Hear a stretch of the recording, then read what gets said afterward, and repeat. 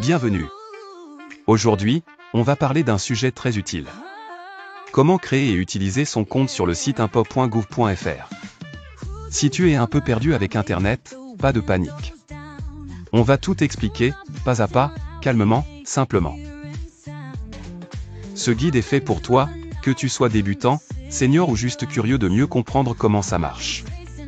Avant de commencer, assure-toi d'avoir sous la main un ordinateur, une tablette ou un téléphone connecté à Internet. Il te faut aussi une adresse email qui fonctionne. Et si tu as un petit café ou une tisane à côté, c'est encore mieux. Prends environ 15 à 20 minutes pour faire ça tranquillement, sans stress. Tu vas aussi avoir besoin de quelques documents. Rien de compliqué, ne t'inquiète pas.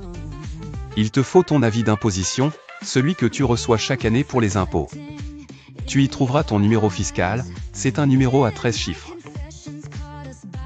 Il te faudra aussi ton revenu fiscal de référence, également indiqué sur le même document. Enfin, assure-toi d'avoir accès à ta boîte mail, car tu recevras un message pour valider ton compte. Une fois tout ça prêt, tu peux passer à la création de ton compte. Ouvre ton navigateur Internet, par exemple Google Chrome, puis tape dans la barre d'adresse www.impôts.gouv.fr et appuie sur Entrée. Sur la page d'accueil du site, clique en haut à droite sur votre espace particulier, puis sur Créer mon espace particulier. Un formulaire va apparaître. Il faut y renseigner ton numéro fiscal, ton numéro d'accès en ligne, lui aussi présent sur ton avis d'imposition, ainsi que ton revenu fiscal de référence. Après ça, tu devras choisir un mot de passe. Choisis quelque chose de facile à retenir pour toi, mais difficile à deviner pour quelqu'un d'autre.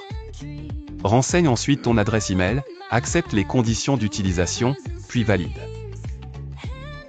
Tu recevras alors un email contenant un lien sur lequel tu devras cliquer pour confirmer la création de ton compte. Et voilà, ton compte est prêt.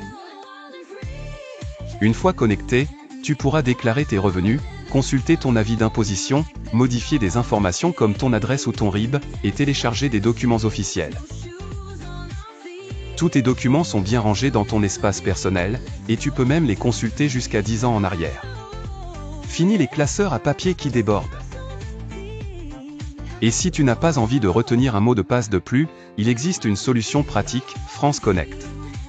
Sur la page de connexion, tu verras un bouton bleu s'identifier avec France Connect. En cliquant dessus, tu peux te connecter avec un compte que tu utilises déjà, comme Amélie pour l'assurance maladie, La Poste, ou encore Mobile Connect. C'est simple, rapide et sécurisé.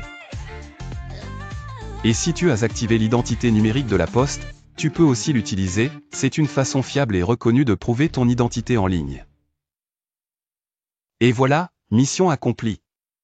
Tu sais maintenant comment créer et utiliser ton compte sur le site impôts.gouv.fr. Ce n'est pas si compliqué, tu vois,